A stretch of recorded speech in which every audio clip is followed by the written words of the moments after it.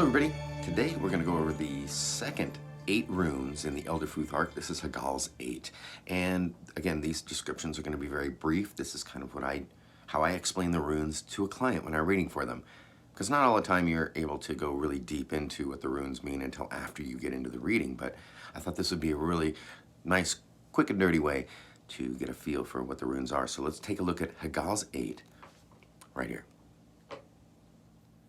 Okay, for our first rune, we have, of course, Hagal. Hagal means hail. That's right. Hail comes on quickly, does a little bit of damage, and then it melts away, and the water actually nourishes the grass and the fauna and flora around it. So Hagal is a good rune that represents challenges that happen not to beat you down, but to teach you something and to help you grow, actually. So Hagal, meaning hail. Note these, or need. The need fire looks like 2 logs put together. This is the basic human needs. So this represents things like food, water, shelter, company, that kind of thing.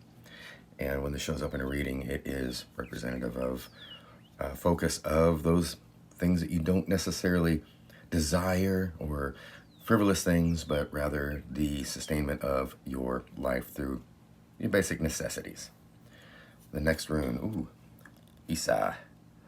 Isa means ice. Again, with the frozen theme here, this is a really good one, actually. This means the halting of things. Now, this doesn't mean there's no reverse to this either. As well as these 3 don't have reverses either, or 2. But Isa is like the icicle. Imagine yourself in an icicle, perfectly surrounded and protected by a thick wall of ice, but no distractions, nothing there to take your mind off of the true focus of your issues and problems and growth. So Isa is a good one to remind us to take a pause, or that something is halting, so that we may reflect on it in a different way. Next one is Yira. Look at this. The shears and the plow. This is, again, no reverse to this. And this is the harvest rune. This is reaping the rewards of something you've been working on for some time.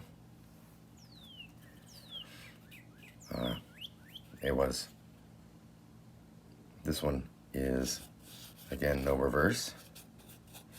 It is a rune of letting things go. It's the yew tree, a very strong trunk. Now, the thing with the yew tree is that it's very strong. We used it, but it was flexible because they used it for bows. But also, when the yew tree dies, the new one sprouts from the trunk of the decaying trunk, actually. So this is a great representation of allowing further growth by letting go of the things that don't serve you anymore. And there's the new growth, and there's the old. So again, this is a really good one when you want to focus on letting go of those things that are holding you back. The next one, Perto. This is the dice cup.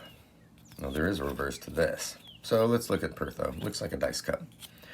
This is a really mysterious rune. A lot of people use this instead of weird, but I like to use this separately. And Perto, to me, is about chance, about opportunities and options.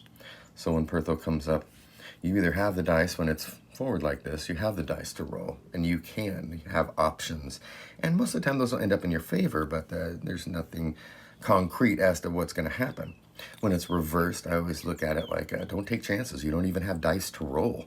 So it usually comes up when they're trying to tell you not to dally with certain decisions, or just let chance rule something that really needs your focus with taking no chances. So Perto. Next one is Algiz. Oh yeah, hands to the sky, it looks like. Looks also like a raven's foot. This one is a very protective rune. The elk. Antlers of the elk are right there. So this one I use mainly for protection. It is a good one also for divine connection. A lot of times this will come up when somebody needs to really connect with their higher self, their spirit guides, or guardian angels, that kind of thing. But a nice connection there for forward movement and growth. And the last one is Cerelo. There's no reverse to this either. This is the sun, the power of the sun. This is that constant energy. That's that feeling you get when it's super cold outside, yet the sun's out, and you pull back the curtains in the morning with your cup of coffee, and the sun radiates right on your cheek, and there's a moment of joy there that everybody, no matter what mood you're in, gets to express and experience. So this is that power of the sun. So there you go. Hagal's Aett.